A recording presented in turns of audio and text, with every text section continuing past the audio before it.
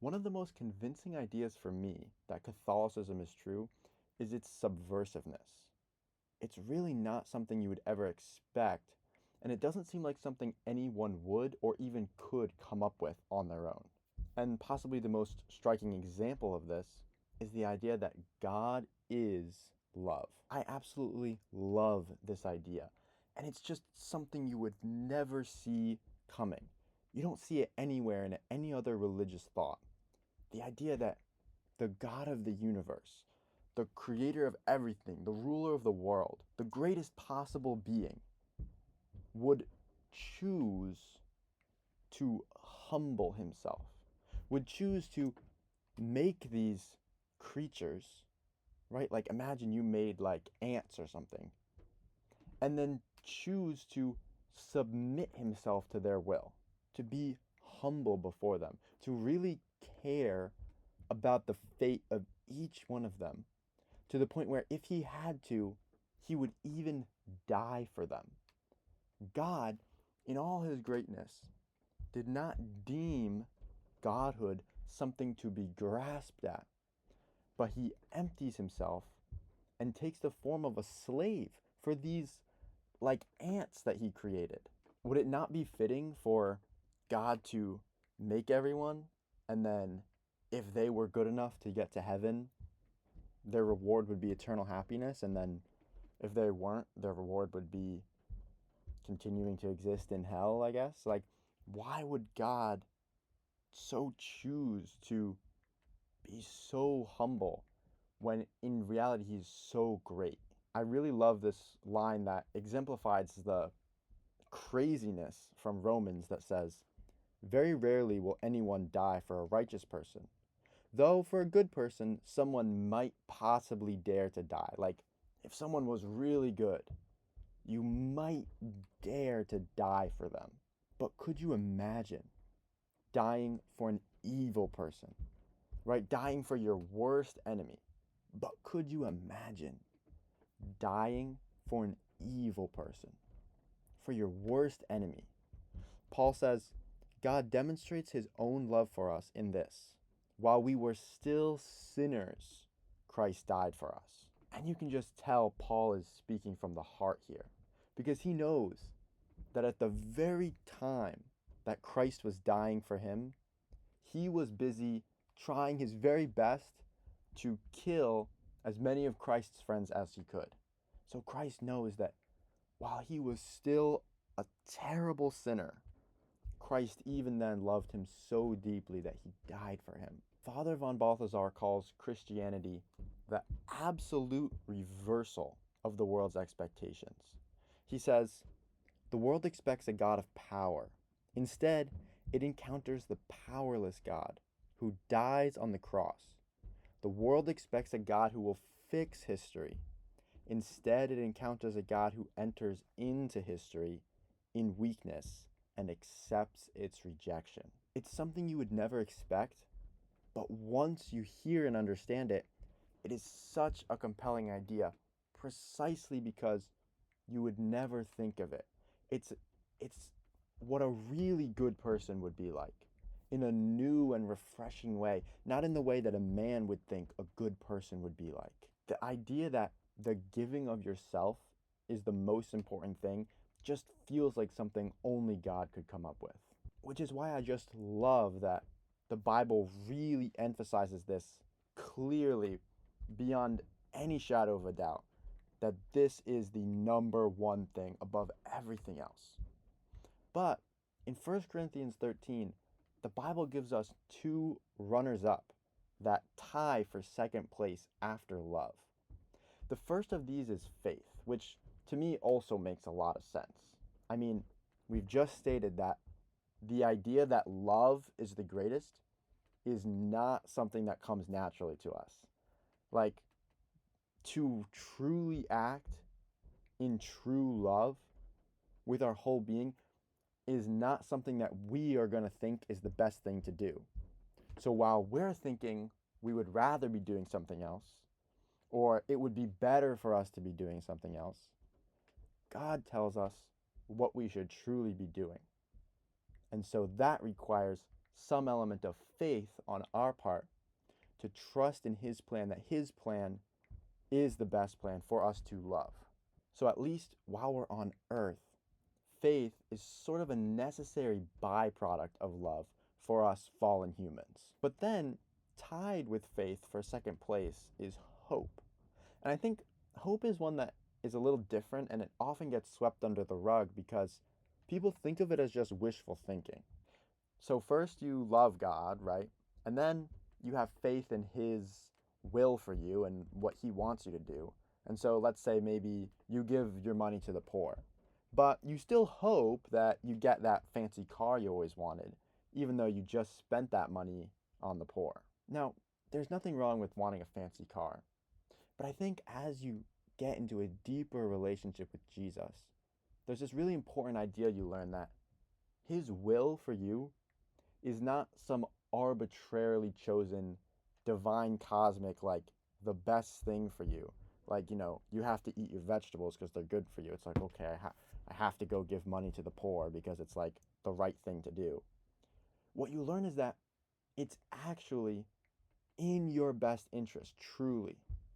Jesus wants you to have the best possible life in this life that you could have and in the life to come.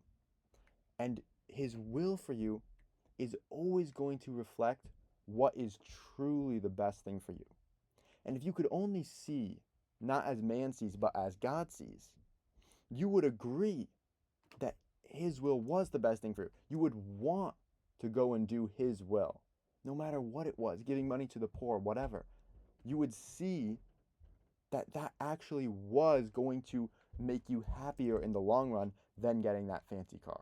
This allows you to have a good hope now, in this moment in your life, that whatever path Jesus is calling you down, if you think you know better, you can always have a good hope that the path Jesus is going to call you down is going to be better than the one that you chose. Whatever it is, if you see a good future, maybe that would be a good future. But if Jesus is not calling you down that path, it would only be because He has seen and chosen out for you an even better future than that. And whatever it is He chose, it's gonna be way better for you than that sports car that you wanted. Could you imagine how your life would change now, how you would change your behavior now, how you would act differently if you truly had hope in Jesus' plan for you, that it was better than whatever you imagined? Because think about the motivation, the craving that you have for whatever your will is. How you're willing to put in the hours and work your stupid minimum wage job for the things that you really want in this world, your possessions, the things that you're willing to serve and give yourself up to, right? Your phone, your whatever, people you don't really like, just so that you can get things that you want. Could you imagine if you had a good hope in Jesus, that doing what Jesus wanted would bring you all those things that you desired, if not more? Because what Jesus does really promise is things far greater than we could ever imagine. The most marvelous outcome of our life is what we believe in when we have good hope. Could you imagine if you really acted like you believed that beyond the shadow of a doubt? You'd be the greatest saint ever.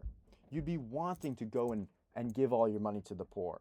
You'd be wanting to go to Mass every day and spend every minute in adoration, because you know that Jesus has promised 100-fold of whatever you lose in this life, brothers or sisters or house or land. For His sake, Jesus promises repeatedly that He'll give you 100 times fold. I mean, that wouldn't even have to be love. That would just be like a good investment if you had true hope in that future for yourself. Pope Benedict puts it really well in his encyclical Spe Salve, Saved by Hope. He says, "Now the great hope that is based upon God and His promise has become certain and real through Jesus Christ. He has given us reliable hope, and the one who has hope lives differently. The one who hopes has been granted the gift of a new life. And I mean, a new life, that is what you would have if you acted like you had real hope in Jesus. Think of the rich young man. He comes to Jesus and he says, I'm trying to keep the word. I mean, he has faith clearly. He loves God. He says, I've kept all the commandments. What more do I lack? And Jesus says, go, give all that you have to the poor and come follow me. Jesus is saying, I'm inviting you to a new life. If you really want to be fully transformed in this life right now, if you want the practical way to become perfect, what you need is a hope for the future that God has in store for you. So go, give all that you had. But he went away sad. Why?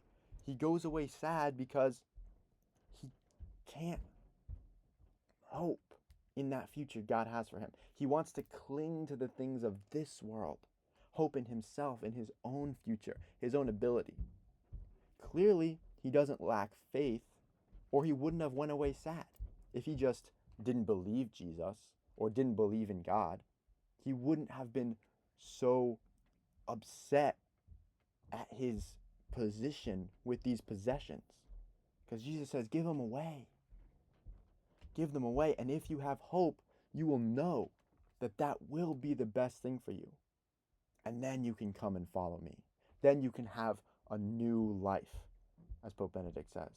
And Benedict goes on to say, reflecting on that good future, the fact that this future exists changes the present.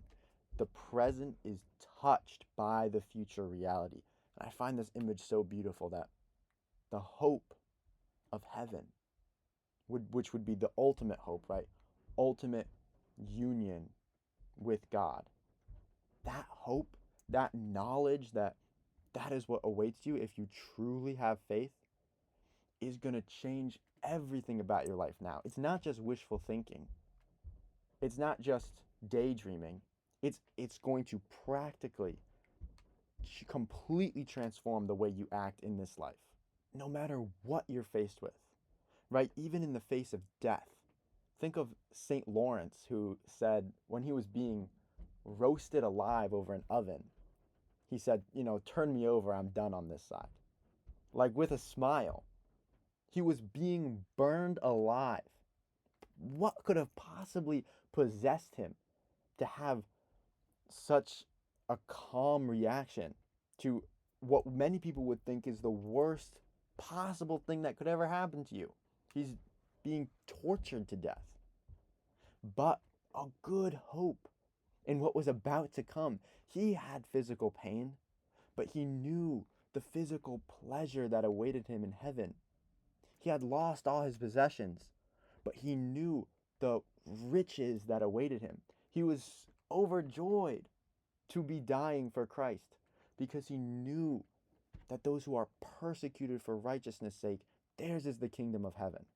This is the dramatic, life-transforming zeal that will completely possess you if you decide to have that hope in God, that true hope, which, if you sit down and you think with God and you pray and you're in his presence, that hope should be the natural result of a true faith in God, which should be the natural result of loving God, which will come only from your relationship with him. That's how God works in us. When we read from the Word, when we encounter him in the Mass, when we grow to love him as a friend, we first love him, we have a relationship with him, we have faith in his Word, and then we have hope for the future that his Word promises. And when we have that hope, when we have that heavenly perspective on this life, we know how to treat it, how to act with the gifts God has given us, how to use those talents and every practical means of this world is transformed in our mind by the divine gift that God brings us in hope.